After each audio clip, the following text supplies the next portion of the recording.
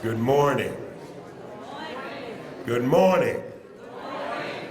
My name is Keith Wright, and I have been asked by the family to MC this momentous occasion this morning. And I was just admonished by Eloise Patterson that we should get started right away. Anybody disagree? All right. Well, as I said, we are here today to honor one of Harlem's true heroes and certainly one of our royal families here in our Harlem community.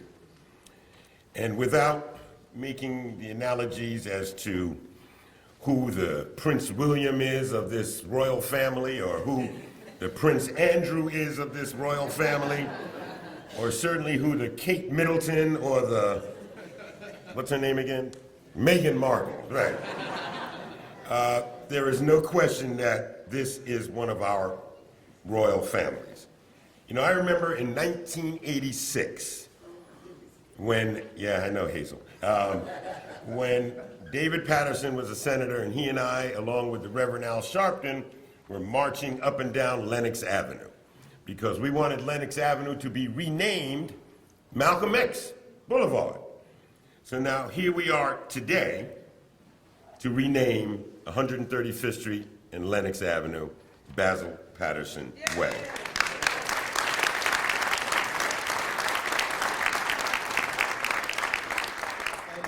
And Daniel was with us then, I think, David. I think he was marching with us as well.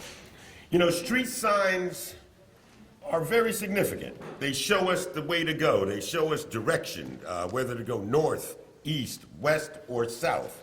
They give us direction. They show us where we are. And certainly I know that when Kaya Patterson and Alex Patterson and Basil and Carter, when they look up at that street sign on 135th Street and Lenox Avenue, they will know that they are home. And that's really what this is all about, for our young folks to really know their history and where they've come from and where they will be going.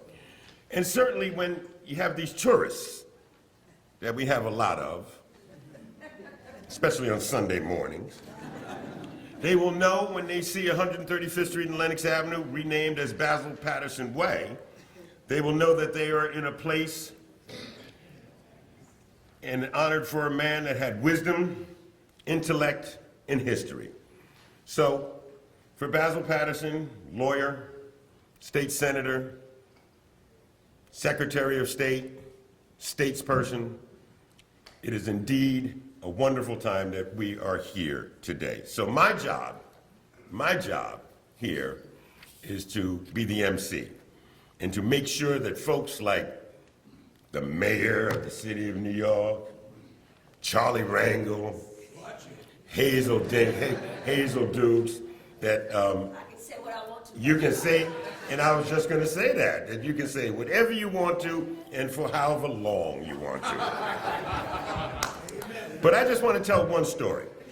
Back in 2012, my family renamed the street on 138th Street and 7th Avenue after my father. And we in political life and public life, we're always looking to get good press. Lord knows they write enough bad things about us all.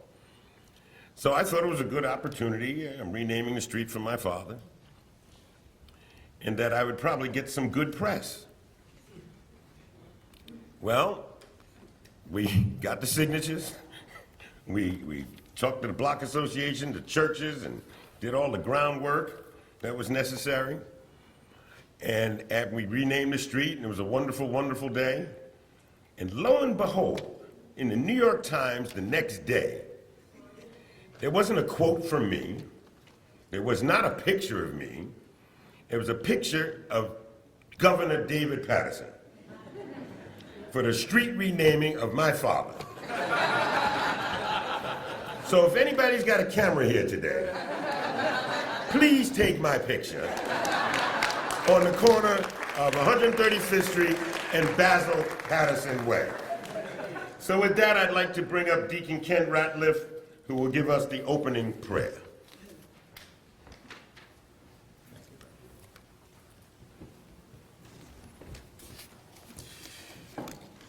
Good morning. Good morning. Good morning. In the name of the Holy Family of God, the Father, the Son, Adonai to some, Allah to others, Jesus the Christ to many gathered in this space. We come here to honor the name, the man, the son of the village of Harlem, Basil A. Paterson. We come to remember him, we come to honor him, we come to give praise to him, we come to give tribute to him. And so we come also to say that there are those of us who remember him, Father, as a young man on his way to his career, but yet he was there for many of us young men to put down the book and to pick up the ball to a game, stickball, to a game of football, never too busy. In doing that, as he moved on to his career, some of us even remember bragging with him to say how far we could hit that stickball, 2 sewers or past the block. Those of us remember him especially sometimes throwing a pass for us on that busy street of Manhattan Avenue. Double traffic, buses going both ways, but trying to catch that pass that he threw. Hopefully that we wouldn't hear somebody say, look out, there's a bus coming.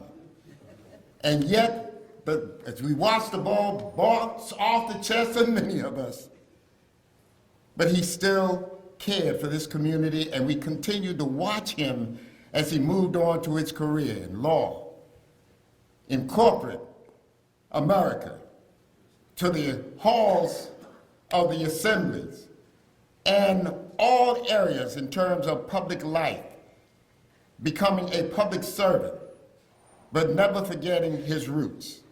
And so, Father, we ask you in a very special way as we call to mind that memory of him, and as many of us will give testimony to what he has done, mostly as a public servant, never forgetting the people, and most of all, never forgetting from whence he came, the people and the community and the village of Harlem.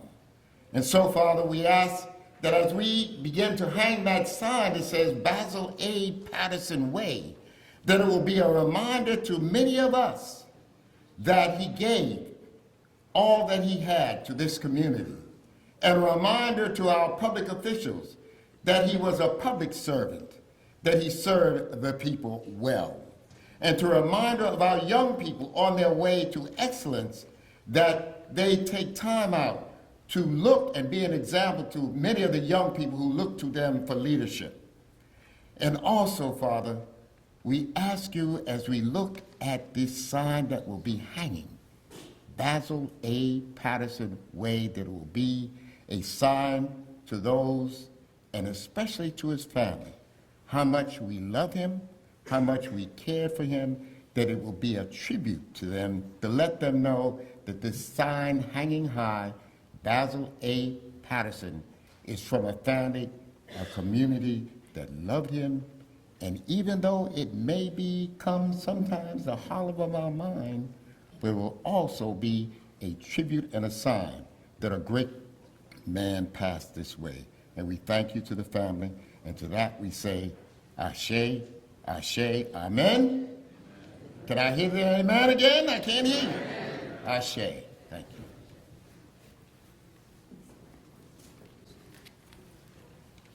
you. Please stand for the singing of the Negro National Anthem.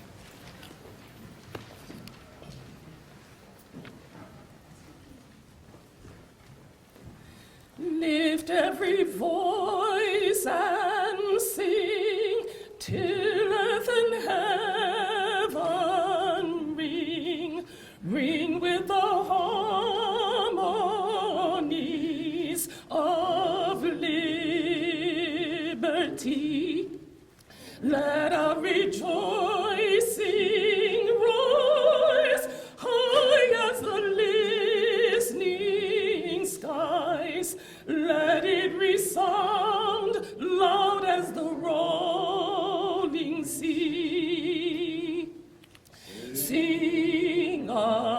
song, full of the faith that the dark past has taught us. Sing a song, full of the hope that the present has brought us. Facing the rising sun of a new day begun. Let us march on till victory is won.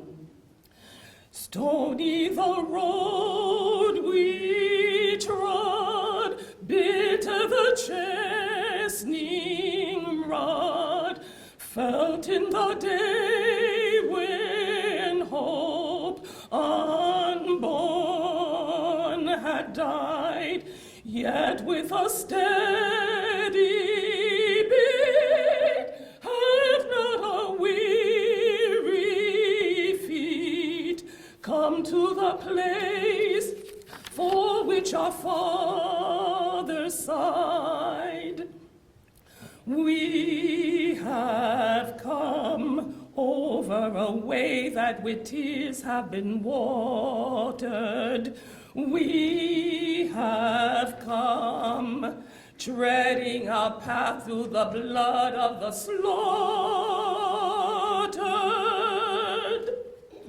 Out of the gloomy past, till now we stand at last, with a white gleam of a bright star is cast. God of our weary years, God of our silent tears, thou who hast brought us thus far on our way, thou who hast by thy might led us into the light, keep us forever in the path, we pray. Lest our feet stray from the places, our God, where we met thee, lest our hearts, drunk with the wine of the world, we forget thee. Shadowed beneath thy hand, may we forever stand, true to our God, true to our native land.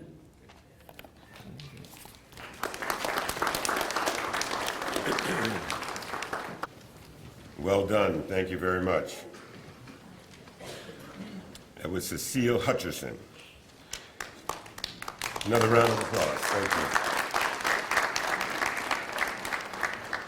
you. And she definitely warmed the place up a little bit. It's a little chilly in here.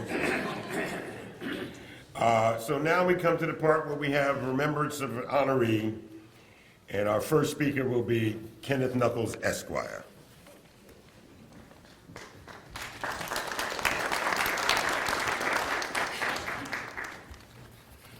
Thank you, Keith. Good morning, everyone. First to our beloved Portia Hairston Patterson, to Governor Patterson, to Daniel Patterson, to all of the Pattersons herein assembled. There are a lot of them here today. I have a duty that is at once solemn but easy, because there are many things that one can do without great burden, but perhaps the easiest of them is to remember Basil Alexander Paterson. Basil Alexander Paterson was born in Harlem on, help me, Portia, the 27th of April of 1926. 26 was a powerful year. That's the year of Coltrane and Miles Davis and Basil Paterson. Basil Paterson was a trailblazer. We all know that. He was a fighter for justice. He was a champion of working people. Here today is George Gresham of 1199. I see Randy Weingarten here. They will attest, no doubt, to the work that we all know that Basil did on behalf of healthcare workers and teachers, people who do the work that sustain us day in and day out. I said trailblazer. He was a state senator, represented Harlem. He was a candidate for lieutenant governor, a historic candidacy in 1970 when few, if any, African Americans ran for office locally, much less statewide. But Basil Paterson ran along with Arthur Goldberg, and I believe, and the mayor can attest to this, I believe he actually got more votes than the governor on that slate. He was ahead of his time, and we all know he was the first African American to serve as the Secretary of State of New York. But to me, and to many others in this room, and there are too many of us to really name, he was a mentor. Basil always looked back and looked around to see who he could put forward, who had potential, who he could encourage. I am a beneficiary of that mentorship. And so are many, many others in this room. You're going to hear from many other people today, so I will be short. Because as I say, there is much to remember about Basil Paterson. We can never, ever forget Basil Paterson. We will never forget Basil Paterson. So I will close with just an observation. There is this iconic photo of four gentlemen. I believe it was taken on Election Day. I don't know what year. I asked Congressman Engle on the way up here, and he said he didn't remember what year it was. But 77. Okay. But that year, Percy Sutton is running for mayor. And there is Percy, there is Charles Rangel, there is David Dinkins, and there is Basil Paterson. And you see these men, and they are regal in appearance, and you conclude that, well, these are four sharp cats from Harlem. But what I've always taken away from it is the example that these four individuals, remarkably talented, accomplished, decided that they could do more for themselves and their community by supporting one another rather than competing with one another. That's a profound statement, and every time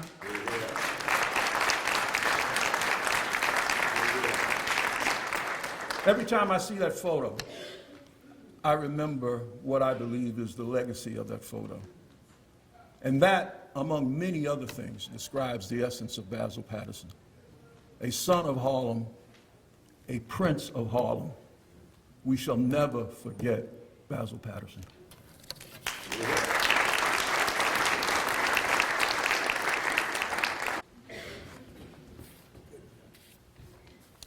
Our next speaker was a law partner of Basil's. He also happened to be the 106th mayor of the city of New York. I give it to you, Mayor David Dinkins.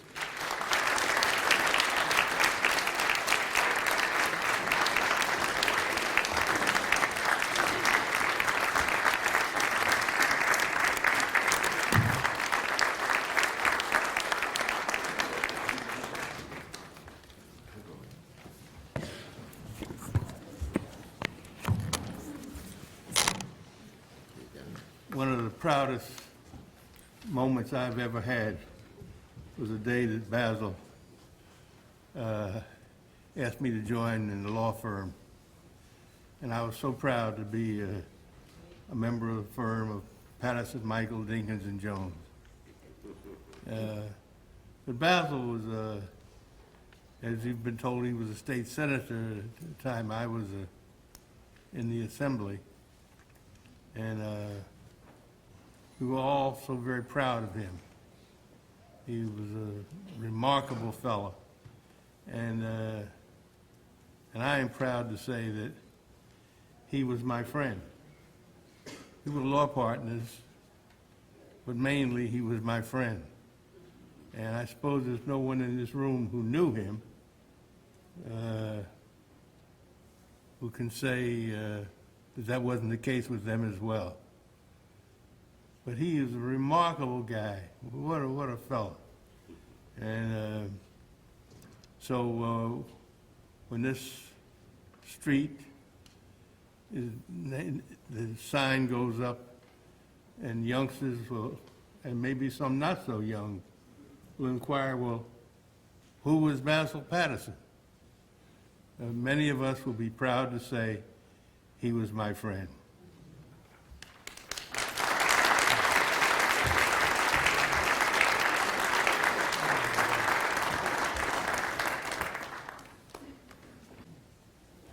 Thank you, Mr. Mayor. Our next speaker is coming to the pulpit. As far as I'm concerned, he's the congressperson for life. Charles B. Engle.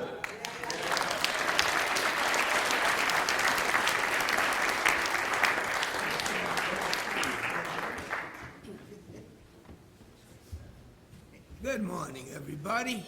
Good morning. I'm sure glad to see Dave Dinkins here this morning, because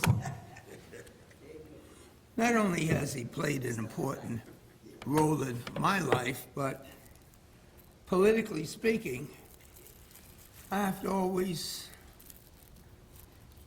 follow him in speaking, especially now. And it's not because he's better looking or smarter, it's just that he's older. And so I have to be respectful. And I never remember in recent time him giving such a brief remarks on anything. Normally I think about having to get a haircut or a shave before it's my turn to speak, but I'm so overwhelmed that I'm looking at my beautiful wife, and she emphasized being short once she saw the number of people that were speaking. And then, of course, when David's not here, I can normally take liberties as being the only person around that was born and raised in Harlem, and I can almost say anything I want. Is anybody here over 89 besides David? I don't normally take advantage of my age, but sometimes you get carried away with a political speech and you look and nobody's there, and it comes out the way you would want it to come out. Well, Dave puts a damper on that in terms of what I can say. But he doesn't put a damper on the fact, as I tried to share with my wife, which is the only class I knew that I didn't have from Harlem until I met her. Thank you, darling. But the Harlem that I knew as a kid, there was nobody around when I came home from Korea that went to school that was involved in politics. Ain't nobody but Basil, born in Harlem. And as Portia knows, I reminded her more than once, she was from Brooklyn, which is a little, I mean, it was Brooklyn though.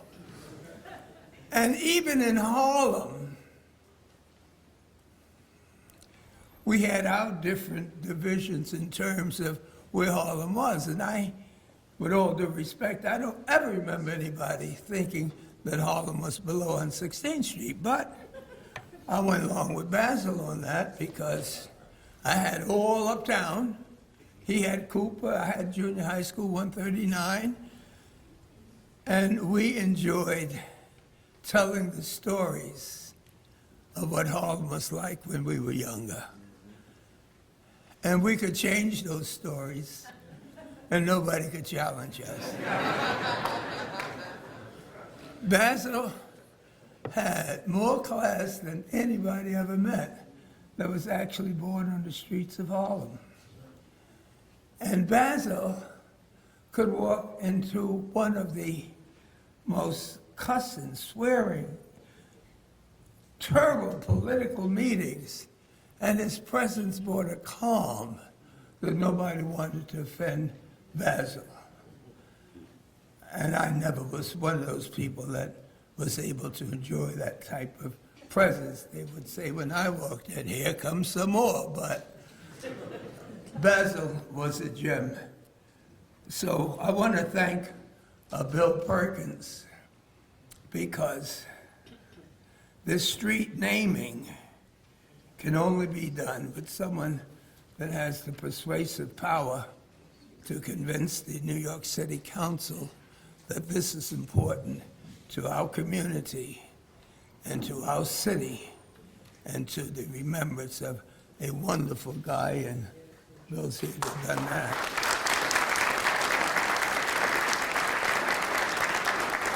And I want to thank the Paterson's family. They could have shared all the love and affection and not share it with the community as the way they have and continue to do. And I want to thank the entire family for the work they have done in putting this together. And is it important? You bet your life. Not too long ago, Alma and I were at a commercial place that housed a butcher shop. Excuse me, and I noticed the butcher behind the counter kept staring at me. And I nodded, and he came from around the counter, and there were people there, other shoppers, and he was wiping his hands on his apron, and he got right up close and looked me in the eye and said, "Mister, didn't you used to be somebody important?"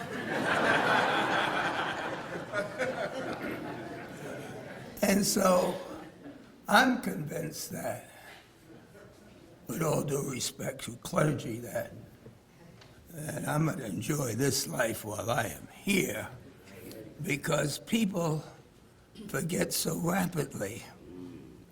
But as Keith has said, naming this street, and for the old timers, you know, if you look at the documentaries, it was 135th Street and Lenox Avenue was where the shoe shine stand used to be.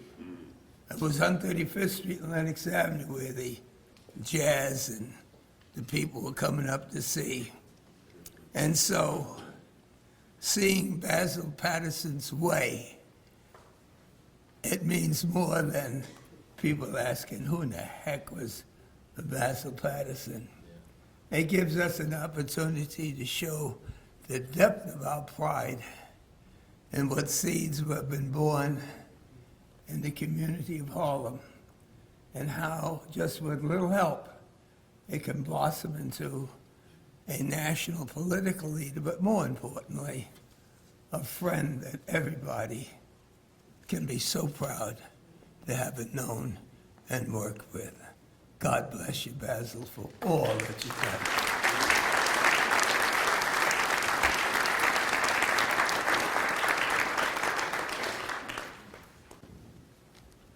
Thank you, Congressman. Next, we will have a dear friend of Basil's, labor leader, fighter for justice, George Gresham.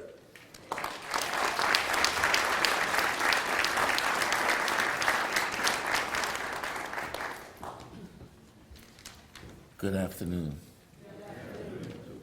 Hello to the family, Portia, Miss Portia, and the Patterson family, my family.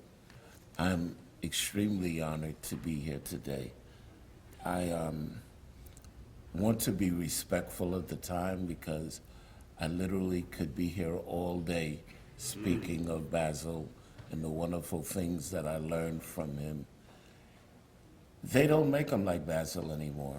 They just don't.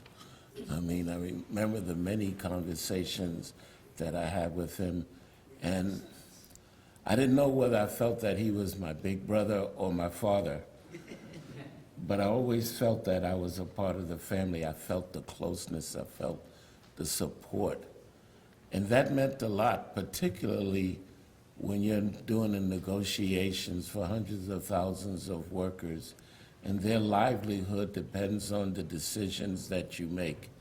And believe me, I depended a lot on counseling from Basil on that. He had a certain skill that I tried to follow. I don't have that honed yet. Maybe at some point in life I will. But Basil would enter a negotiations, or it may be a conversation about layoff. Whatever it was something that was very important to us and our members. And I would just see Basil sit there with whomever we are speaking with on the management side. And Basil would just disarm them so quickly. He'd talk about the family, he'd talk about sports, he would talk about the fight that was going to happen, and they would get so, he was so affable, they'd get so into that conversation, and just at the right time, Basil would say, now what are we here to talk about? And he would then begin to have the conversation about what we needed in such a skillful, practical way. I can tell you right now, the accolades that 1199 get is because of the mentoring that Basil gave to both myself and to Dennis Rivera. And our 1199 family will always be grateful. I can't think of something more appropriate than to name a street in Harlem after Basil. I remember having conversations with him when family first brought me from the South, and I was talking to him about my experience of growing up in segregation and how much of a shock it was when I lived with my aunt and uncle on 112th and Madison in the projects there. And I came outside and I saw these people playing ball with a broomstick, what it looked like to me. And I remember saying to my aunt, I thought we were poor in the South. They can't even afford a bat. And I was having this conversation with Basil, not knowing that basically he was a legend in stickball. And it just, the experiences, you would not know the generational differences in our ages because we had so much in common. I remember having a conversation with him about DeWitt Clinton, and I found out that he was a governor, not the governor like his son, Mr. Paterson, but a DeWitt Clinton governor. That was the name of the team. And the conversation that he and I had when we got arrested for protesting the treatment of Amadou Diallo. And I remember that Basil, by the way, I think I was a cellmate with Daniel Paterson at the time.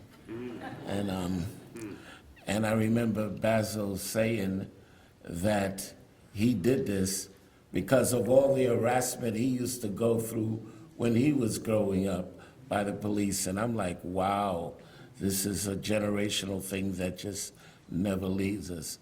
To me, he exemplified what I would always want to be. I just hope that I'm allowed at one point to be as strong a mentor to others as he was to me. And I think that is absolutely necessary. We love him, we will always love him, but they just don't make him like him anymore.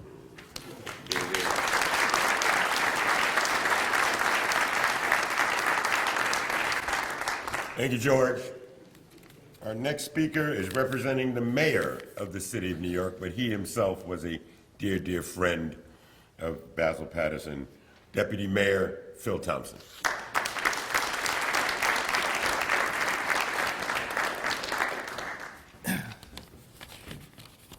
So the mayor emailed me at 11 last night, and I didn't see it until 6:30 this morning. And he said, can you come, can you go to Harlem to be at this? And if there's an opportunity, will you say some words on my behalf? And then he wrote out words himself that he wanted me to give, and I'll read those in just a minute. But I'll tell you, he never does this. He never gets up and writes out words at any time, for something like this. And I knew this was something special to him. And I'll read what he had to say, but I'm going to just say a few things myself, because Mr. Mayor was my mentor who helped raise me coming here, and he still is the mayor. He is the person who really created everything we're able to do now. But Basil Paterson was, as Ken Knuckles said, he was a mentor, a teacher. And my wife is here, Dana, Lisa Davis is here. He taught all of us. And I remember when David, we used to have an organization of young people, we called ourselves young, Organization of Concerned New Yorkers. And Basil came to meet with us because David said he was going to run for this seat in Harlem. A vacancy had opened up and David was going to run. And Basil met with us and he said, okay, meet me at 4 a.m. tomorrow morning on 125th Street and Lenox. And we were like, and I'm going to bring the posters. And we're going to poster Harlem. And we were like, he can't be serious. 4 a.m. the next morning, he was there, Mrs. Patterson, Portia Patterson was there, and we actually postered Harlem, and that was a lesson. It was like, never get so high and mighty that you forget, the real work that has to happen. He was teaching us something, right then. Second thing was when I was working as a deputy to Bill Lynch, and we were working on David Dinkins' campaign for mayor, 1989. And Bill said, Phil, we might win this thing. We ought to start thinking about transition. What are we going to do? And I want you to go talk to Basil Paterson. So I went to see Basil Paterson and I said, Mr. Paterson, Bill thinks we might win this thing. What should we be doing? And he said, form a think tank. And I was like, wait a minute. We're in the streets, in the gutter, fighting Giuliani. We're like mobilizing, organizing. And he's talking about form a think tank? Like, what? What is he talking about? And then we won. Got into City Hall, had to have a transition, all these issues, all these problems. And then I was like, oh. I wish we had thought about this like a little bit. The last thing I'll just say before I read the mayor's comment happened on my 40th birthday. I happened to be with Mr. Patterson, and I believe it was a fundraiser for Mark Morial in 1996. And it was my 40th birthday, and I hope you don't mind, this is personal, I hope you don't. It was my 40th birthday, and he said, Phil, now that you've turned 40, I have some advice for you. And I said, what is it? And he said, if you're going to be in public life, never miss an opportunity to go to the restroom. And I have to tell you, that has stuck with me, and that has really helped me. I think about all his advice, but that's one piece I'll never forget. Let me just quote the mayor. I will miss, we all miss, his extraordinary wit, his insights, his counsel. There was nothing more reassuring than turning to Basil for advice, because he was right the vast majority of the time. He didn't get the credit he deserved, but he was one of the most important architects of the empowerment movement and the politics of this city, as well as the growth of a progressive labor movement. We still feel his impact today, and we are a much better city because he called New York home. Mayor Bill de Blasio. Thank you.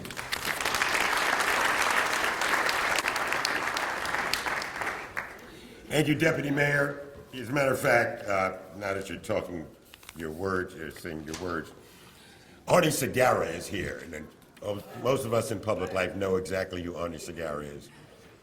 And Artie and I used to do advance work for then Manhattan Borough President David Dinkins. And the only thing that David Dinkins wanted to know when we used to advance him to each and every event throughout the city of New York was, first thing you do, Keith, is let me know where the bathroom is. So I will let everyone know right now, the bathroom is right back there, and someone is going in it, so it's being used right now. So with that, I'm told that now we have a video that we're going to be showing.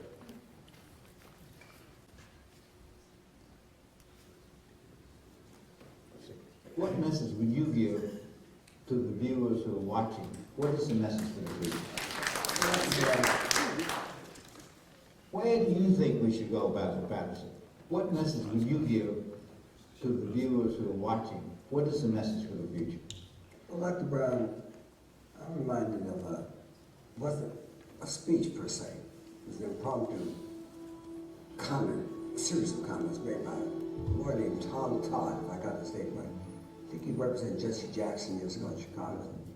In a conference in Washington, he got up in front of all the black congresspersons and said, you know, all the legislation we've ever gotten in this country that was progressive came as a result of almost upheaval and oppression from the streets. And he went down everyone, the Civil Rights Act of 64, the Voting Rights Act of 65, the National Housing Act of 68. I do believe that street activity has great meaning. By that I'm talking about people mobilizing, people being militant, people pressing hard.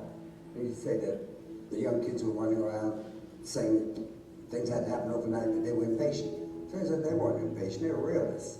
Unless it happened then, it wasn't going to happen. We do not have to believe and should not believe that those with the benefits are going to give them up voluntarily. Why should they?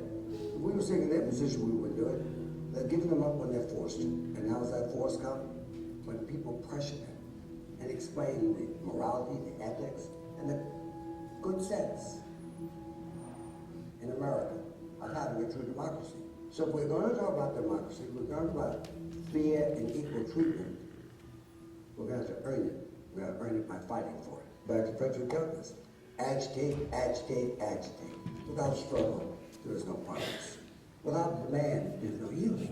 We are losing the interest in helping the poor and those who need assistance. Look around the nation when you see in our areas, in our schools, in inner city, underfinancing.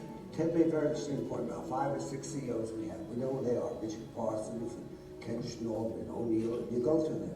And I worry that they're being used to prevent advancement of other blacks. Because they're going to say, what more do you want? That's the SW boys who founded the NAACP. What did Negroes want? What do we want? We want decent jobs, decent education, decent housing, do what everybody else wants in their life for their children and their families. We want that, but how do we get it? That's the key question. You don't get by sitting around just gabbling with each other. You get by what Hazel said, get in front of the Tweed building, the Department of Education. Go down to the mayor to the mayor. Make some noise in this town. Make some noise all over this country.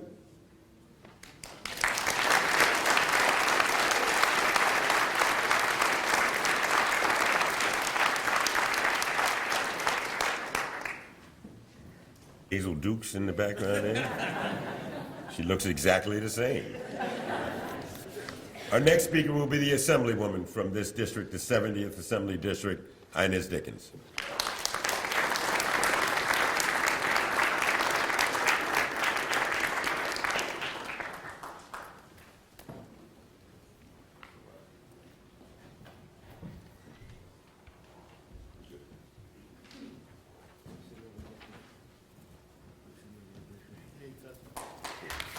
Good morning, family. Or good afternoon, I should say. Portia and the Patterson family, the children, the grandchildren, the sons, and I knew all the sons because I've known Basil and Portia for most of my life. In fact, I looked at this program and I'm under official tribute and I felt I should be under special family, something like that. Because I've known them for so long, I can't remember not knowing them. I grew up under the political tutelage and otherwise of my father, the late Assemblymember Lloyd E. Dickens. But after his death, I was taken under the wings of the Gang of Four. That's Mayor David Dinkins, of course, Basil Paterson, who will forever be our senator, no matter what Secretary of State, no matter what title he held. Basil always represented home, which was Harlem. And of course, the Honorable Percy Ellis Sutton. The Gang of Four taught us a lesson. They taught us that we cannot do it by standing out alone. Basil was a leader. He had class, but he also had Harlem swagger. And he used both to the benefit of our community. And teaching us about unity, and we still, thank God, have Mayor David Dinkins and Congressman Charles Rangel with us. But the Gang of Four taught us that in unity there is strength. And so as we honor not only Basil, but the family for allowing him the time that he took away from his sons, that he took away from his wife, that he took away from his family. We need to thank them every day. Every day.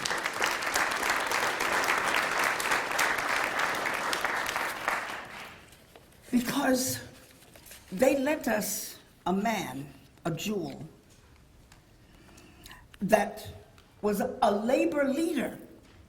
He fought alongside the labor movement. Many of us only saw the political side, but there was another side to Basil. He was slim. He walked with a big stick. He was slim and good looking, and he made the best damn pancakes in the world. Yeah, that's right, he did. He cooked, and he liked to cook breakfast, really. He liked to make his pancakes. For those of you that really know, his grandchildren, of course, would know, and those of us that were honored to have been able to eat those pancakes that helped to put weight on all of us. But Basil broke the barrier by having the support of the Gang of Four. Now, there was another Gang of Four that no one talks about. And that Gang of Four is Portia, Alma, Geraldine Daniels, and Joyce. They too were the Gang of Four.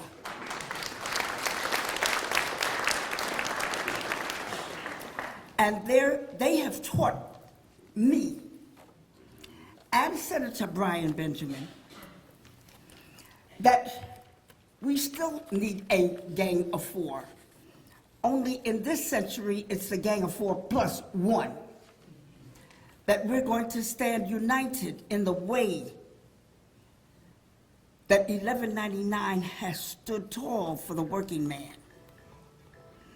The way that Basil and Charlie and David and Percy stood together to bring back the economic renaissance of 125th Street, the Apollo Theater, that we all today enjoy and go to.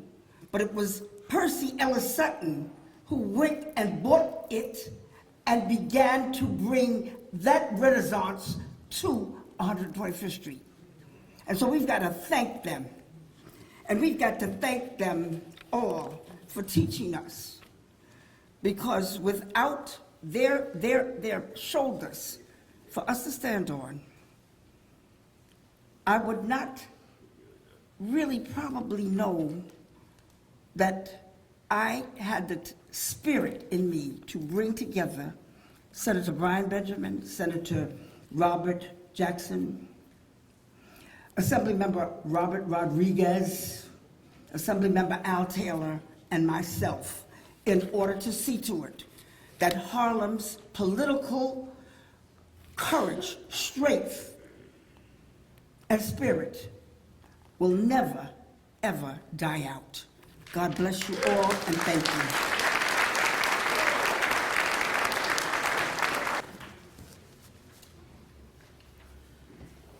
Before I bring up our next speaker, just want to say I'm reminded what Kenny Knuckles said when he talked about how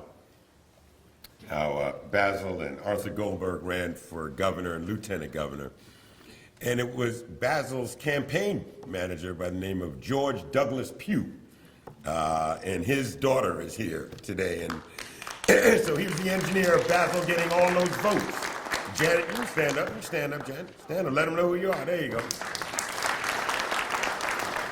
So our next speaker is our state senator, Brian Benjamin.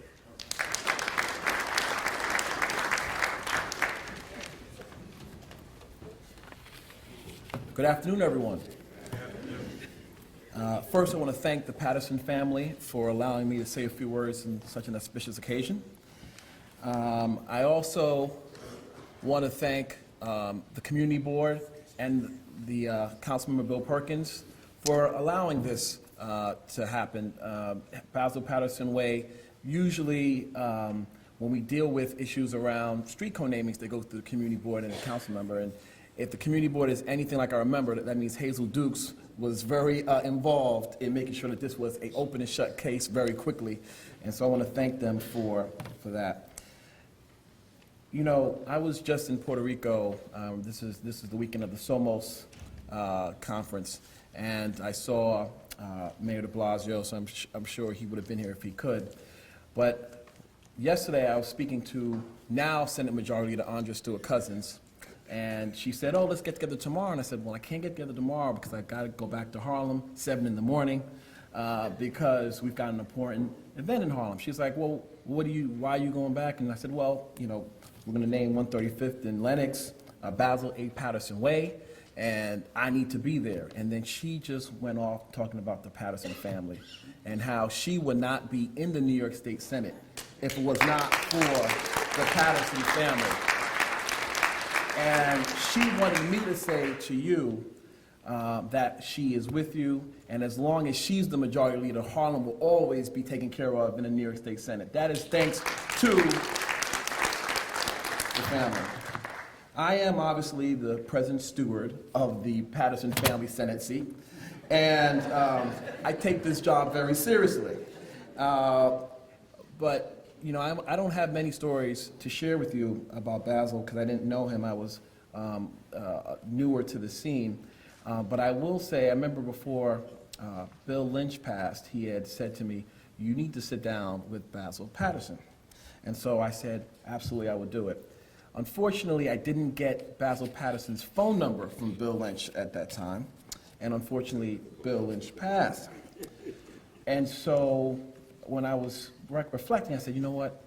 Oh, yeah, I need to do that. So didn't know what to do. I didn't feel comfortable calling anyone. So I ended up going to the phone book. Back in the days, we used to have phone books. So I opened up the phone book, and I looked for his name. And lo and behold, I found his name and the number. And I said, all right, well, I'm just going to call and see what happens. And I picked up, I'm telling you, this is a true story. I called Basil Paterson. He picked up the phone. I heard this great voice. I was like, oh, wow, this is him. Oh, my God. So I said, Mr. Paterson, my name is Brian Benjamin. I'm on the community board. And he said, young man, how did you get my phone number? I said, well, sir, I got your phone number from the phone book. The phone book? I said, yes, sir. And by the way, Bill Lynch had told me to call you. And he said, no, stop. He said, I will look at my schedule, and I will find some time to meet with you. Now, we scheduled the meeting, and unfortunately, we didn't get a chance to meet because there was a labor issue that came up, and he had to postpone it, and we never got a chance to reschedule. But he called me when we had to reschedule and said, listen, I have to reschedule with you because I have an important meeting. He didn't send someone to do that. He did it himself. And, I just, even to today, I really feel that spirit of he wasn't that big that he saw that fit to call a young man who was just trying to make it and say to him, I can't meet with you, but we will reschedule. But thank you for calling me, and you matter, and we'll meet. And so I just want to express that as someone who doesn't know him the way that others do. When you're sort of a young person just trying to make it, and you have someone like Basil Paterson treat you with respect and honor and dignity, it goes a long way, and it shows you how you must behave for the future to come. So thank you very much. I'll do my best to honor his legacy. Thank you.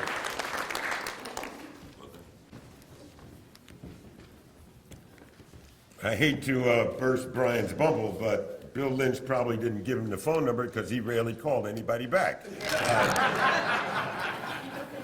Give to you the city council person, the person who moved this through the city hall, Bill Perkins.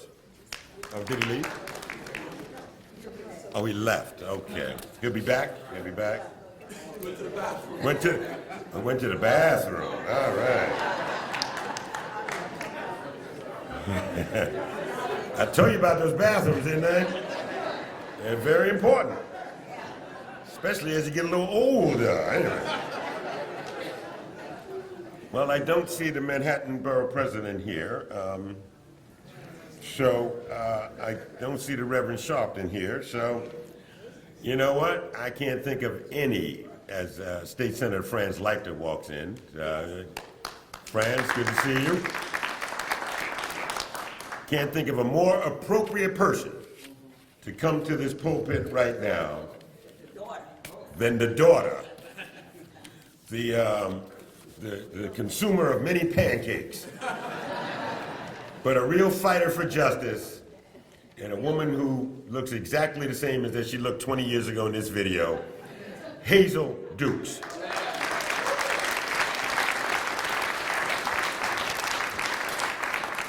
Good afternoon. All of these people up here just talk stuff. I'm the real deal. I'm the daughter.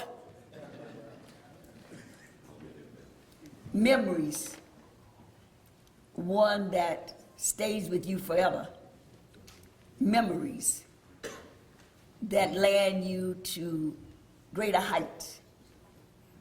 All that I have accomplished is because I had the pleasure of being taught by Basil Paterson.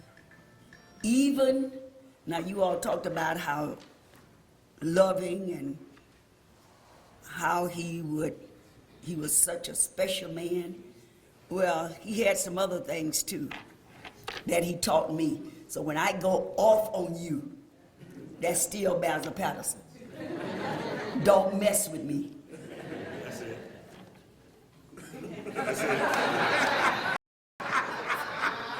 I see my late sister. I see Randy Weingartner. I see Michael Gardner. All these people, and I see. Do I see my? Am I right with my eyes there? My union leader. Yeah. Greg Floyd. That's our man, Greg. Greg, and then George and I sit on the national board. He know I keep them in line. And I got all of that from my dad, who was everything they've said, a great negotiator. That's what I did last week. People was want to shout and scream, and I just said, hold it a minute. I'm a resident of Lenox Terrace. Henrietta.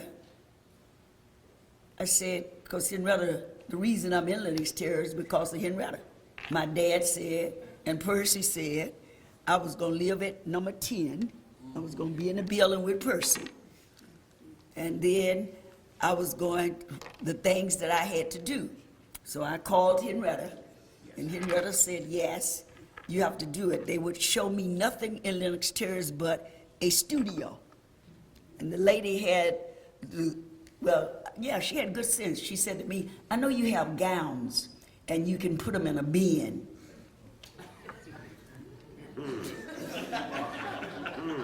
I called my dad. I said, she said that I could live in Lenox Terrace, I could only have a studio, and I could put my gowns in the bin. He said, okay, boom, hung up the phone. I got the most apologetic call you want to know. Before I came to Lenox Terrace, I was on East 68th Street in the Rudin building, because when Dave Dinkins appointed me after the transition period, my dad called and said, the Post don't like you, the New York Post, I hope they're here. Said the New York Post don't like you anyway, so you're not going to accept the job, and I just got off the phone with Lynch, until you have an address with your telephone number, your own telephone number, your own rent papers with your name on it. I said, well, Dad, I can't do that. My mother is dying from cancer. I'm back 3 days to Montgomery, Alabama. He said, listen, I'll make the phone call. You sign the papers, and this is what's going to happen. I just hung up from Lynch. You hear me? I said, yes, sir. Sure enough, my good friend, I don't know whether Dr. Marcella Maxwell is here or not. I tell this story all the time. Marcella found a woman that was a decorator. They went to Bloomingdale's with my card. They moved all the furniture, not from Roslyn, but had Bloomingdale's to deliver all of the furniture. They called my dad, Basil, and said, the furniture is in the house. We're going to send overnight the rental contract for her to sign. He said, okay, David can make the appointment. Now, this is the mayor. He's giving directions. And David will make the announcement tomorrow that he's appointing you. So all that I have accomplished, all that I will ever be, it was because I was blessed to have a Basil A. Paterson in my life.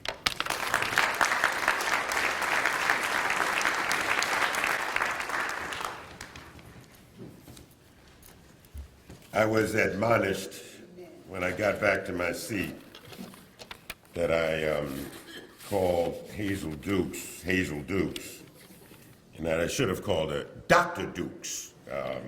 That correction. I'd also want to point out that we all know that Basil Paterson was Secretary of State for the state of New York, very historic, wonderful, and we looked at him with pride, but his successor is here as well. One of the best lawyers this community has ever seen, and a member of my church, so I better mention him. Charles Williams, who's also Secretary of State. Where's Charles? There he is, right there. So our next speaker, we're moving right along here. We have the President of 100 Black Men, Michael Garner.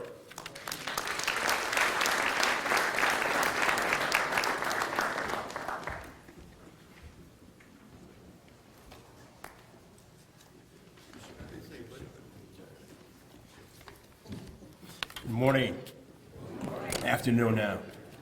You know, as I was looking at that iconic photo of the Gang of Four, that photo resides in my office. And so when I'm having bad, challenging days, I look up and I'm inspired by black empowerment. Now, I was born right across the street in Harlem Hospital, but I was hijacked and I moved to Chicago. And so as great as God is, he has allowed me to have black congresspeople. Adam, Ralph Metcalf, Harold Washington, and Charlie.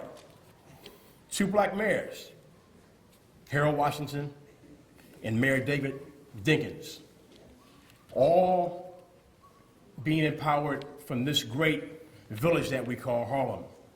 When we talk about other leaders, Leon Bogues, Fred Samuels, Geraldine Daniels, Lloyd Dickens, and others, it is just a pleasure to be from Harlem. The Gang of Four has inspired and empowered a whole generation of leaders. Keith Wright, David Paterson, Governor, H. Carl McCall, and others. The Gang of Four, black empowerment.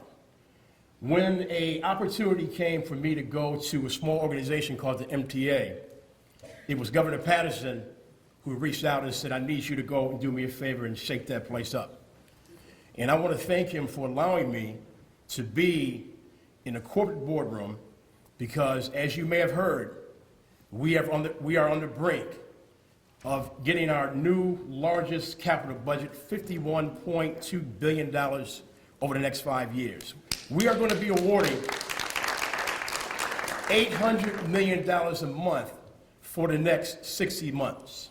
And you can be damn well that I'm going to be there to ensure that those dollars are going to be awarded in an inclusive manner to include black-owned businesses.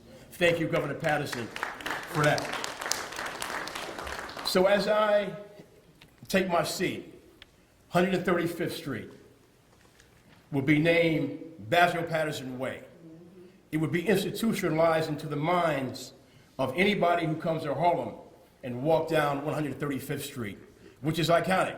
Harlem Hospital, 22 West. You just don't know how many days that we rushed uptown to stand outside that place to watch all the beautiful women go into their residence. And a former president of the 100 Black Men, Bruce Llewellyn, owned a store called Fedco, which is right there, which is right next door. And Basil Paterson was a member and on our board of the founding chapter of the 100 Black Men. And he has inspired leaders. I'm having lunch with his grandson, Kyle. If you look at him, sometimes you say that other people see things in you that you don't see in yourself. You have greatness written all over your face. You just don't know that you're going to be one of the most powerful men in this city and in this state. Thank you.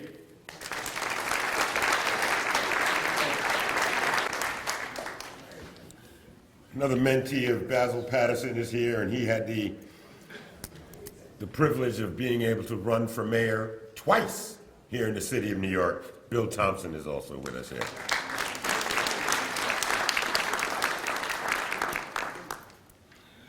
Representing Sigma Pi Phi. You know that, Charlie? Yeah, Sigma Pi Phi. Justice of the Supreme Court, O. Peter Sherwood.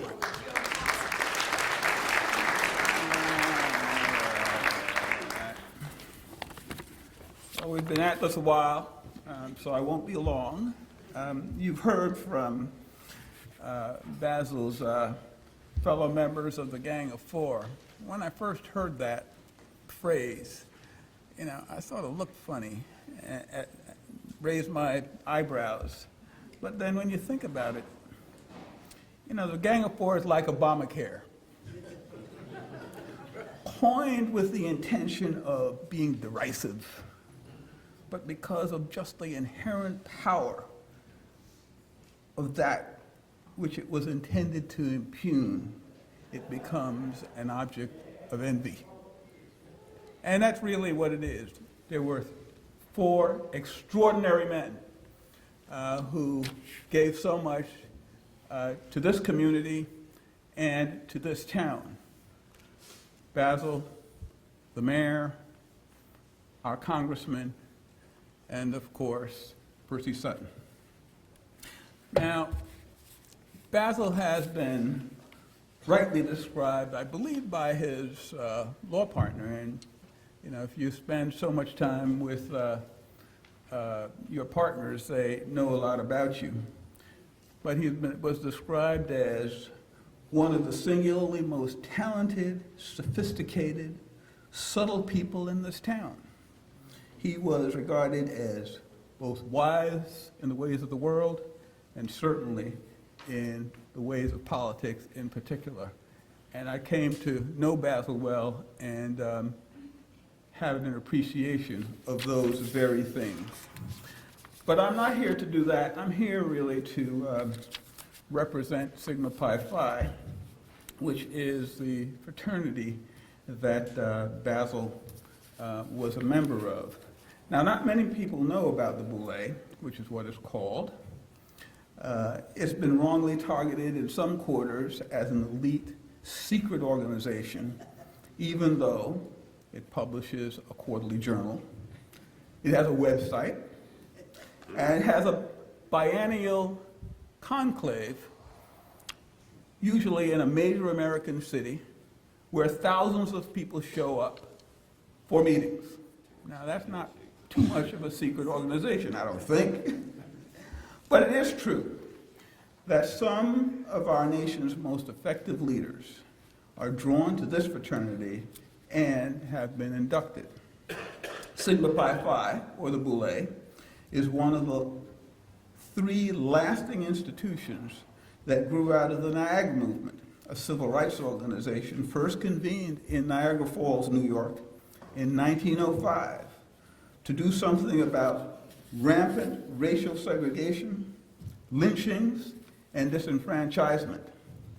From that, and I quote, mighty current that the movement spawned, the call went out that there would be no more accommodation or conciliation with injustice, as espoused at the time by folks like Booker T. Washington and other Negro leaders of the day.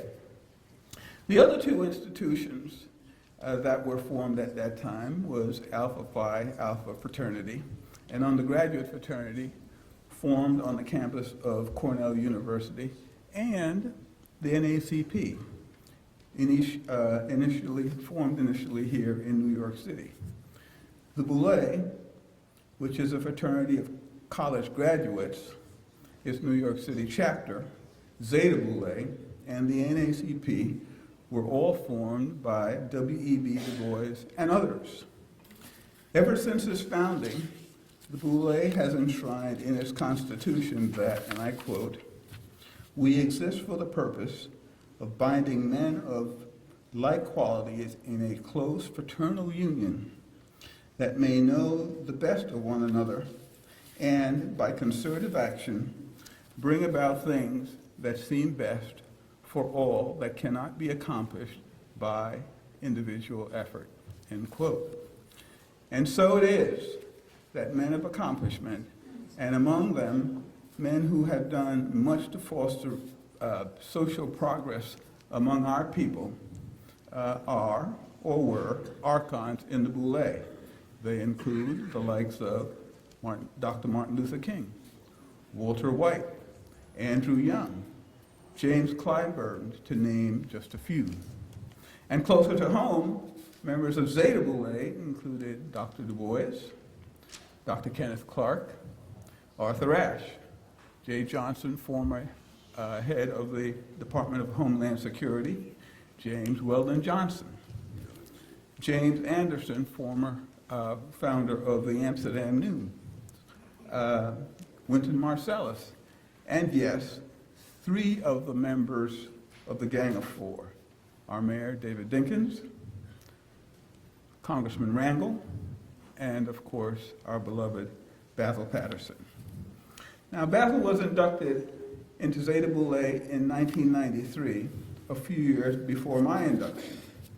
by the time I arrived, he was well recognized as a leader among leaders.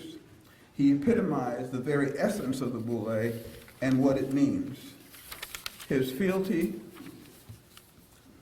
to the precepts that bind us could be felt especially among the next generation of archons, as he took keen interest in and was so supportive of younger archons, myself included,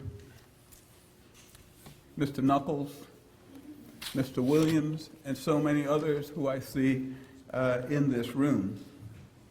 He was always there to listen, to provide guidance when sought, and to lend encouragement and give support. We are blessed to have had his sophisticated insights on so many of the issues of the day, and two, he could be counted on to encourage us never to forget our communities and to reach back and to give a helping hand. And throughout, Basil never assumed a formal leadership role, but there was no mistaking the force of his character on all that we in the Boule did. So we in Zeta Boule are saddened by his passing in 2014. His death left a void in the community, and it severed a link in the chain of fellowship that binds us together in Zeta Boule. We miss him now, and we'll continue to miss him in the years ahead. However, we are fortunate that his Akusa, Portia, and Portia, it's good to see you, and thank you for having me here today with you. You are indeed a member of our family and will always be a member of our family, and we hope you will come and be with us whenever you can. Thank you so much for the opportunity to speak on behalf of the Boule.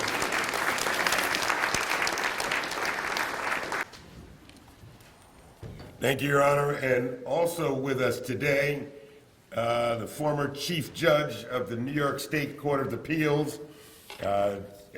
We have, and I think he's in some ways still the Chief Judge, Judge Jonathan Lippman is with us as well. Coming to the time of family tributes. So will Kaya Patterson please come forward? Will Alexander Patterson please come forward? Will Carter Patterson please come forward? And will Basil Paterson please come forward?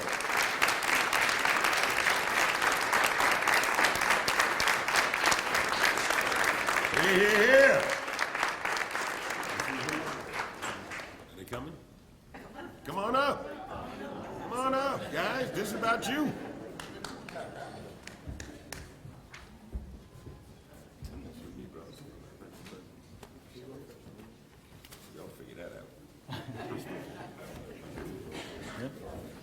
Good afternoon.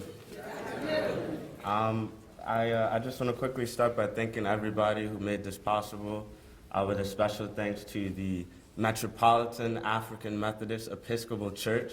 It's not just AME Church, you got to say the whole thing. And I want to give a special thanks to my uncle Daniel Patterson and my aunt Eloise Patterson, who did a lot of the legwork for today.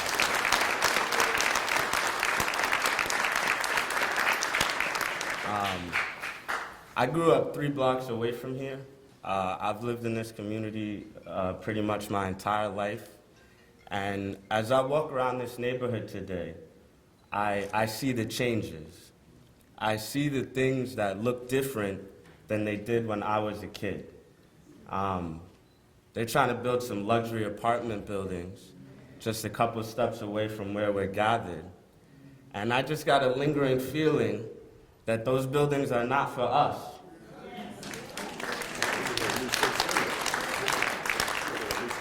More and more to me, it seems like our people are getting pushed further and further uptown. So as I walk around this community and I see these changes and new faces, I'm constantly reminded of my grandfather, Basil Paterson.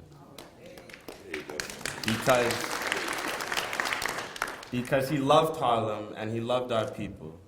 He loved Harlem, and he never left Harlem, and he never gave up on Harlem, and he never sold out.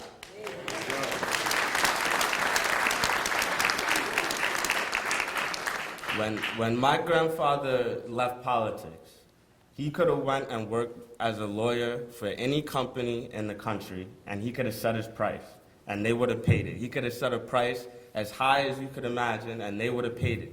But he didn't. He went and worked for a small law firm in Long Island called Mayer, Swazi, English, and Klein because he believed in their values as a company.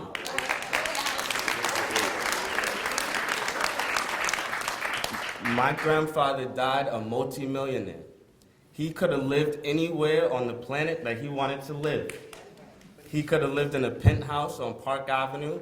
He could have lived in a mansion on Martha's Vineyard. But he didn't. He stayed right here on 135th Street in a 2-bedroom apartment because he loved his community. He loved our people. And it didn't make sense for him to leave like some people do. He didn't need lavish estate and furs and charms and shiny shoes. He just needed a newspaper and a Coca-Cola. He was good with that. And maybe the Met game. He didn't walk around and say, I did this and I did that and look at me. His focus was on us, on we, on the collective, on our people and our journey and our unity. Those were his priorities. That's what he was fighting for. That's what he stood for. And that's why he got out of his bed in the morning. So if you find yourself on 135th Street and you look up at the sign and you see Basil A. Paterson Way, I want you to think about your priorities and what you're fighting for and what you stand for and why you get out of your bed in the morning. Thank you.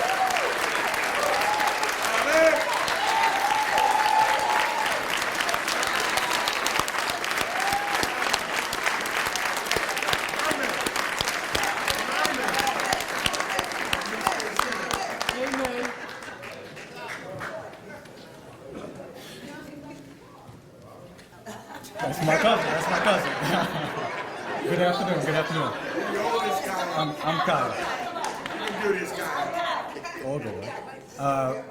Everybody knows, and everybody should know, Basil was a visionary. He was a towering figure in Harlem, in Harlem politics, and always sought to seek emerging leadership, but especially black leadership. Always tapping into the social, economic, political issues, but more importantly, solutions in the community. Always went out and spoke truth to power. Yes, yes.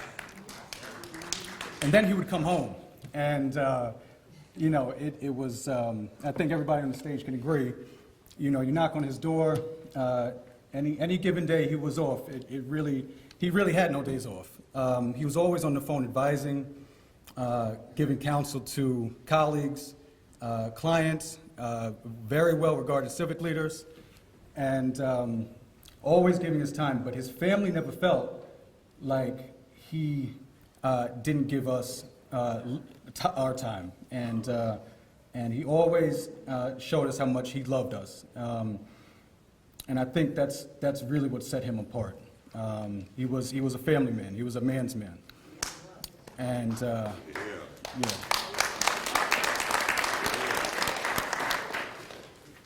And you know, I mean, if you haven't talked to somebody in a while, if whether it be your daughter or son, call him on the phone. I think that's really what Basil was about. I mean, doing things now. I mean, very proactive. And telling people how he felt.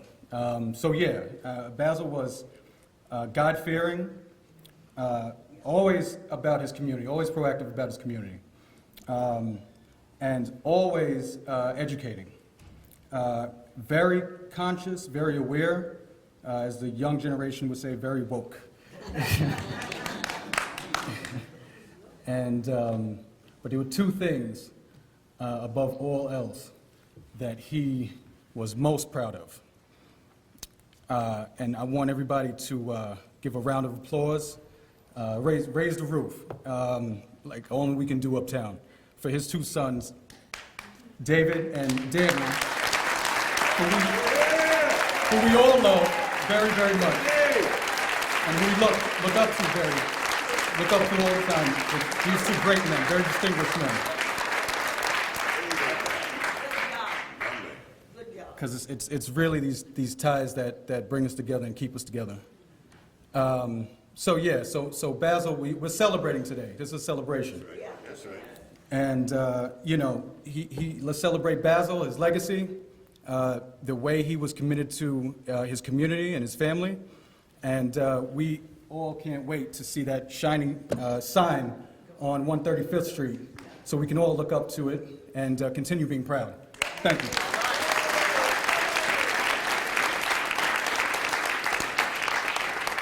Good afternoon, everyone. I have an original poem I'd like to share with you all. Tell them who you are. I'm from paved streets with soul on every stoop. I'm from the apartment buildings that tower above, each with their own unique story. I am from the eccentric vendors on Lenox Avenue, intriguing artifacts worth as much as gold, spirit and love erupting everywhere. I come from sweating in microphones, from politics to music, from speak your mind first, ask questions later, from I've got the floor to a raging battle. I'm from the law and the party, the NAACP with their hard-fought victories, from the amazing status my wise grandfather acquired, which inspires the path for generations to come. I'm from a teaching grandmother from Brooklyn, whose lessons never end. I'm the grandchild of visionaries who dared to believe that their blind child could open the eyes of others. I am the drive to defy the odds. I am the drive of my great-grandparents, immigrants who wanted more, who believe in the promise of America. I am the descendant of enslaved people yearning for a taste of freedom. I am the passion of my hard-working father who provides for our stability, who has the strength and heart of a million men. I am from the persistent push of my mother to reach the highest heights and accept nothing less. I come from the determination that's passed down from generation to generation. I'm from Black excellence, from the first Black New York Secretary of State to the first Black New York State Governor. I'm from the drive to defy the odds, to excel in anything I put my mind to.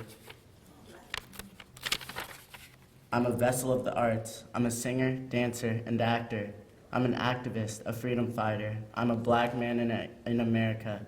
And yes, I am my brother's keeper.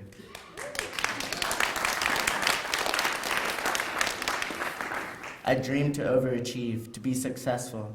I'm devoted to following the footsteps of my predecessors and live up to being a true Patterson. Thank you.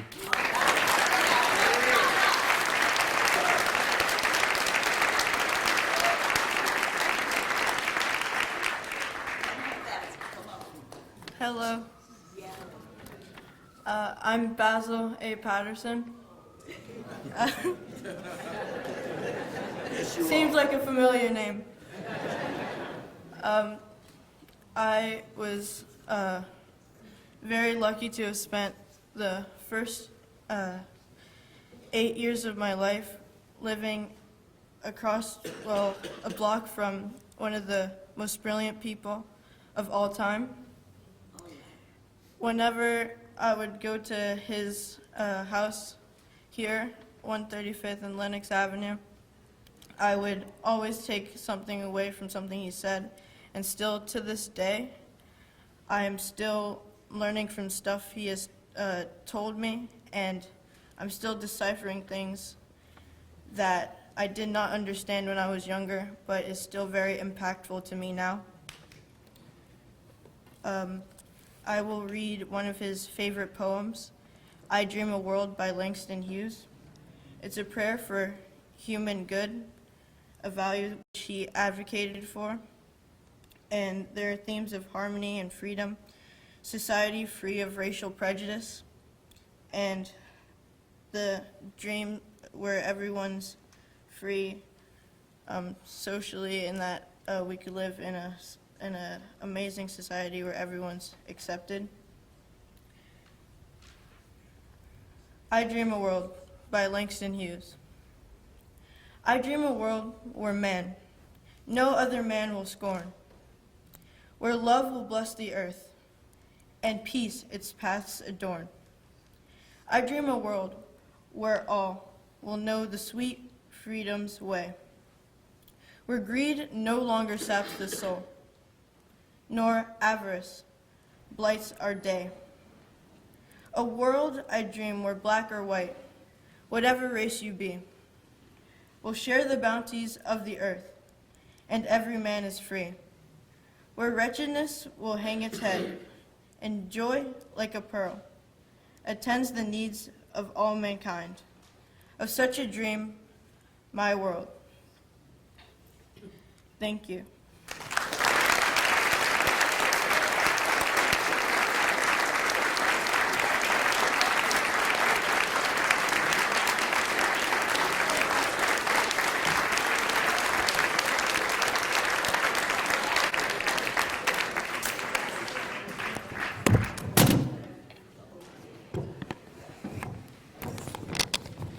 I think they did a wonderful job.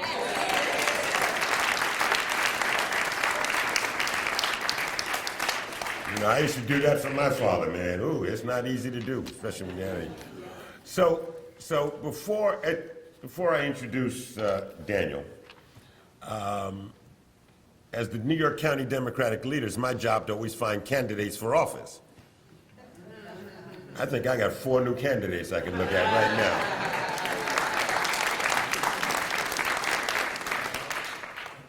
The sun also rises. Daniel Paterson.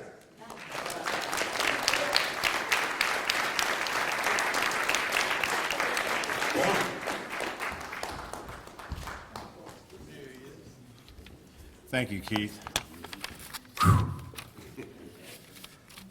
Okay. Proverbs 10, verse 7. The remembrance of the righteous is a blessing. We are all blessed to having known my father, Basil A. Paterson. On behalf of the Paterson family, there are so many people to thank for this glorious day. I want to thank the Metropolitan AME Church, Erica Jones, Reverend Kim Anderson, and Ms. Richardson for giving us their time and this space and dealing with us and getting this all together. Thank you. We want to thank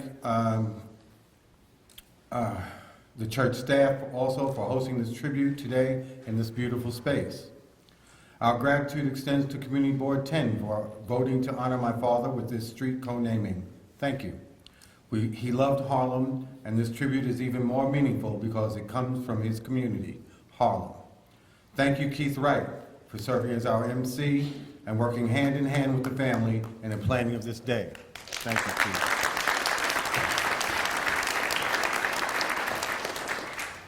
To the office of Councilman Bill Perkins for making this day a reality. Your office led the way, ensuring that my father will receive this mighty honor. Thank you, Bill. To all of the guest speakers, thank you for commending my father today. Each of you shared a special bond with him, and thank you for your kind words.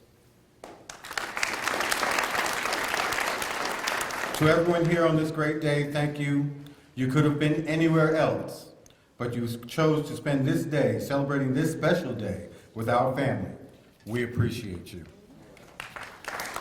To the Harlem community, you have always lifted up my father and our family. Your support and love has extended for decades. There is no place on this earth my father would have rather been than Harlem. Thank you. To Harlem Culture Archives, Glenn Hunter, you document Harlem's remarkable and varied multicultural legacies, including its storied past, as well as its continuing contributions to the city and state of New York, the nation, and the world. Thank you for shining the light on the life, work, and contributions of my father.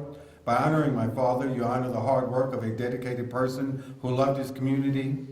We not only thank you for recognizing the gift of my father, Basil A. Paterson, but for helping us every step of the way with the planning of this tribute. Thank you so much, Glenn. And we have something for you. We will give it to you after the ceremony. Thanks again, everyone.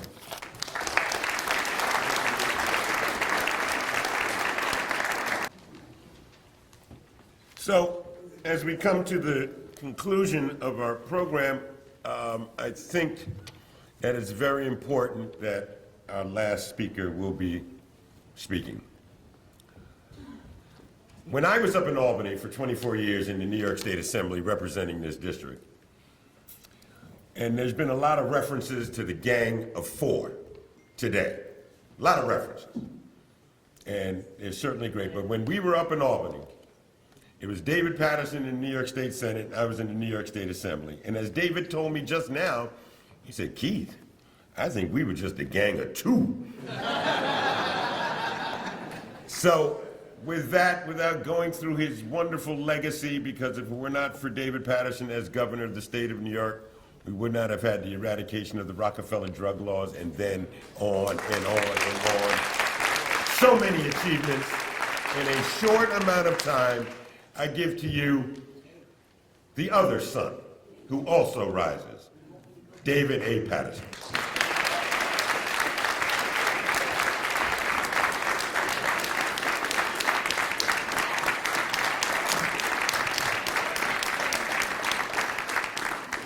Well, it was my understanding that Portia Paterson would close this ceremony, but she's declined the opportunity. But she is going to come up here, because if I have to do it, I'm not going to do it unless she stands here with me. Okay, come on.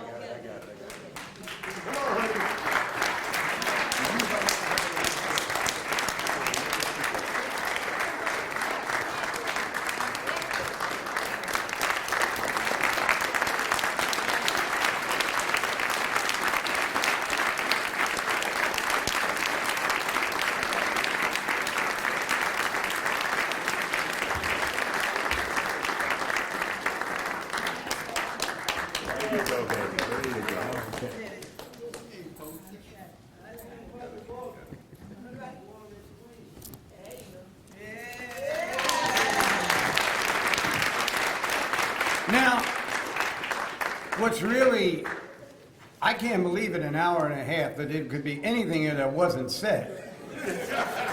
But really, not enough was said about Basil and Portia, because it was that team, the two of them together, that enabled Basil to do some of the great things that he did.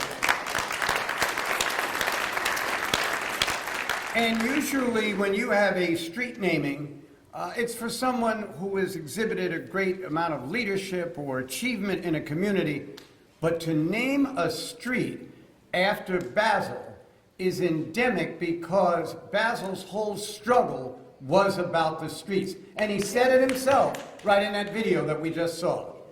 The fact is, Basil was born at 362 Morningside Avenue. His family moved when he was a young boy to 111th Street and 5th Avenue. In his teens, they moved to a railroad apartment on 145th Street and St. Nicholas Avenue, and finally they moved to 400 Manhattan Avenue between 116th and 117th Street.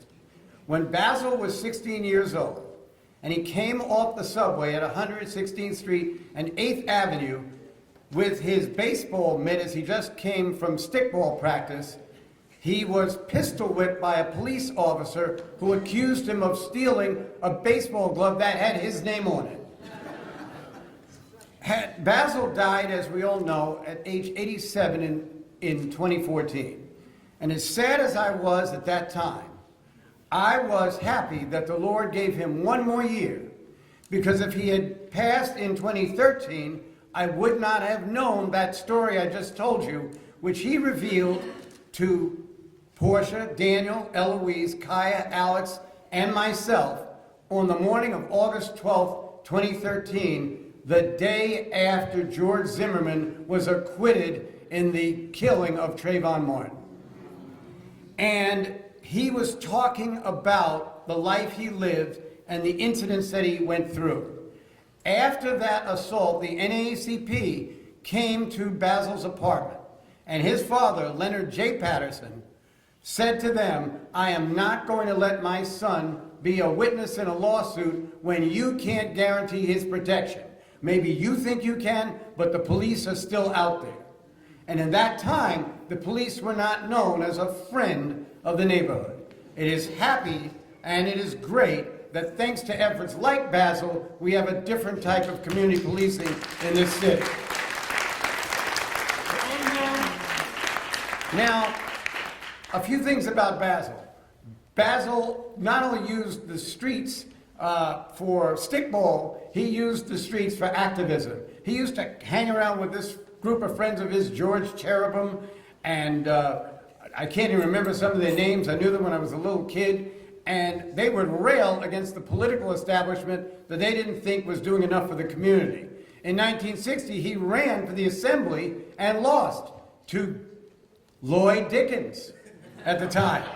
And he said to me that the day after that race changed his life. I said, why, because you lost? He said, no, because Mr. Dickens called me up and invited me to lunch.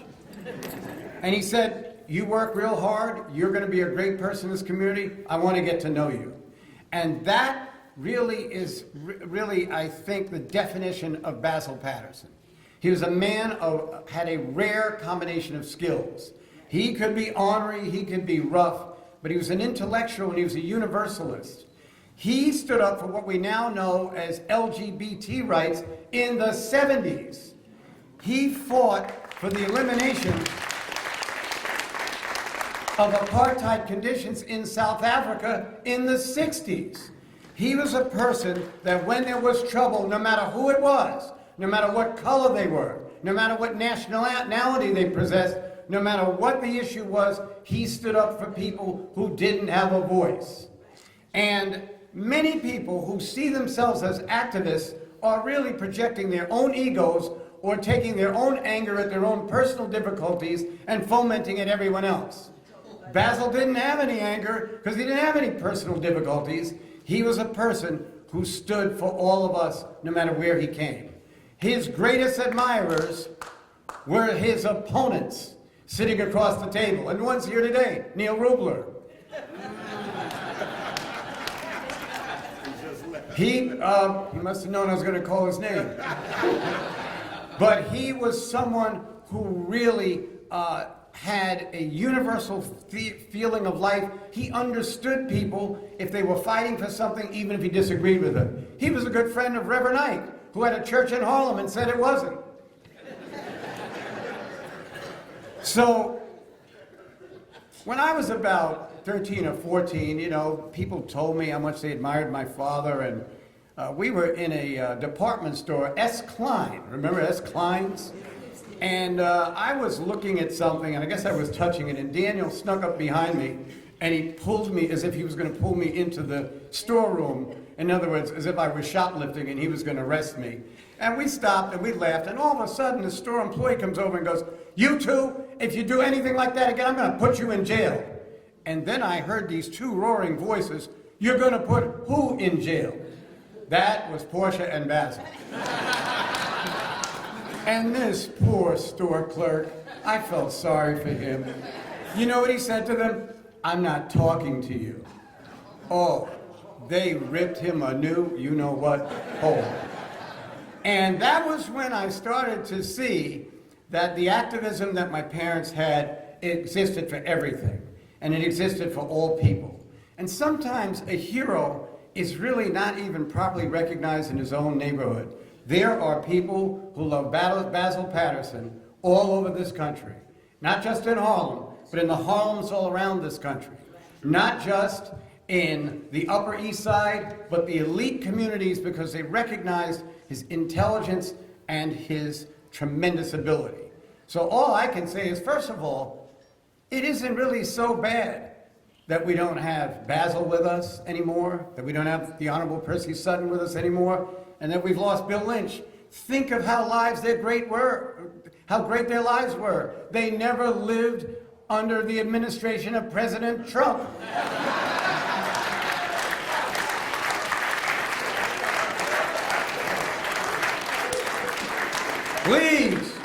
This is not a funeral. We did that. This is not a memorial. We did that. This is a celebration.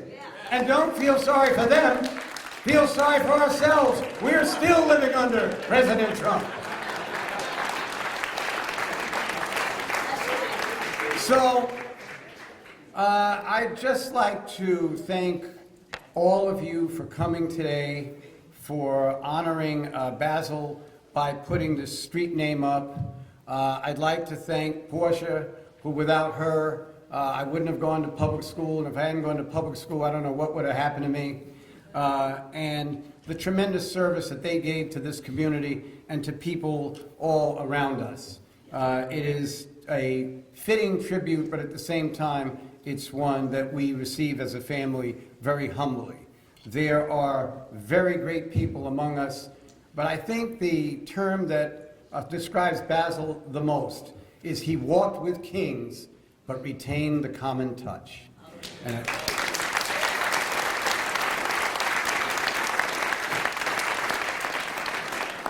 Portia, are you sure you don't want to say a word? She said enough. She says thank you, and I think that in itself says everything. So thank you all for coming. Thank you for honoring Basil. And we will now proceed to the corner of southeast corner of 135th Street.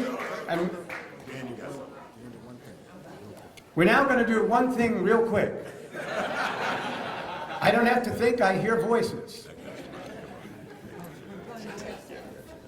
Yeah, Glenn Hunter, please come up. I just wanted everybody to recognize Glenn Hunter from the Harlem Cultural Archives, who made all this possible. He has worked with me for a few years to get this done and has been on the road, tracked it down, made it happen. Glenn, from us to you, thank you very much.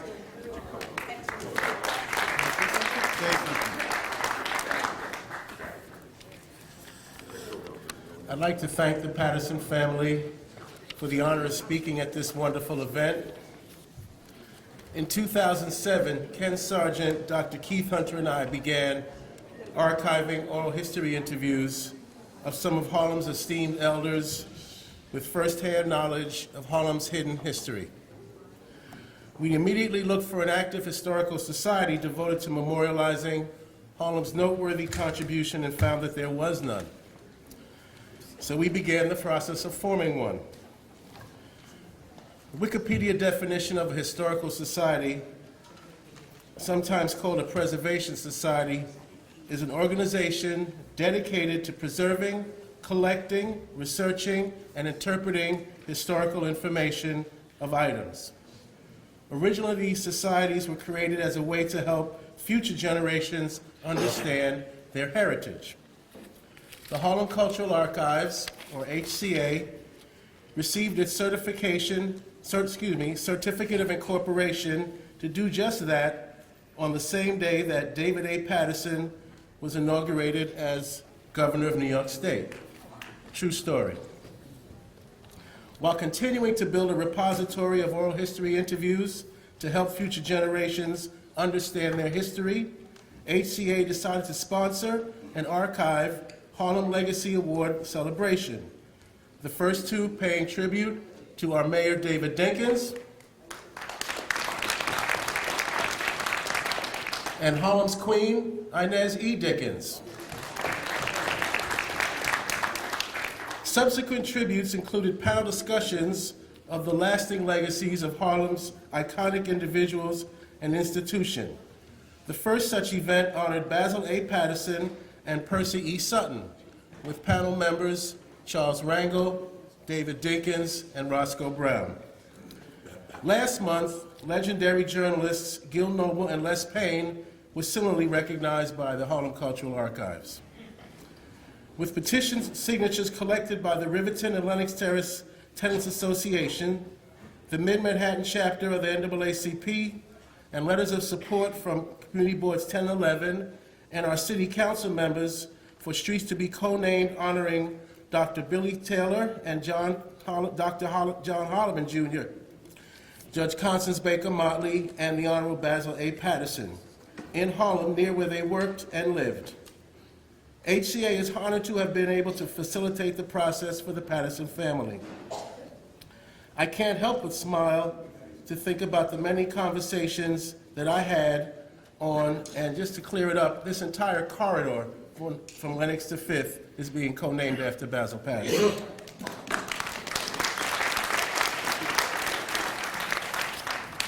If you are wondering why HCA continues to do this important work, as which many would call a labor of love, Dr. Billy Taylor emphatically said to my brother Keith and I quote, "If you don't do it, it won't get done." Thank you once again for the opportunity to pay tribute to my dear friend Basil Paterson. Thank you, everyone.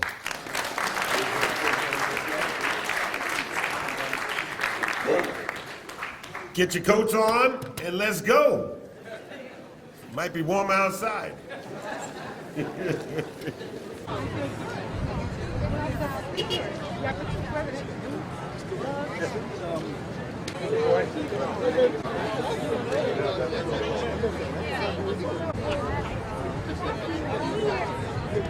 Want to do it? I don't think I have to be. I was up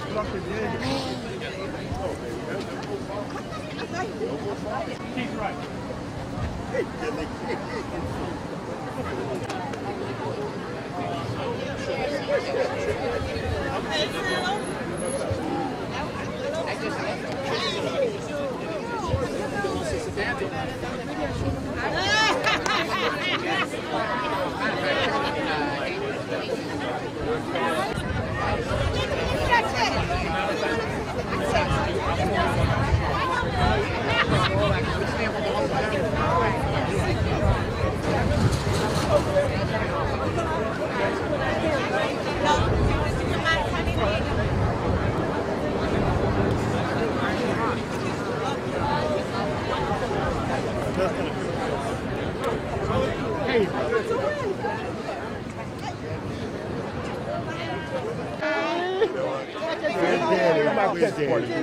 David, I love you. David, so cute. How do you guys want to do it? You and Danny want to pull this damn thing, a Porsche, and I'll try and get their attention. Where's Danny?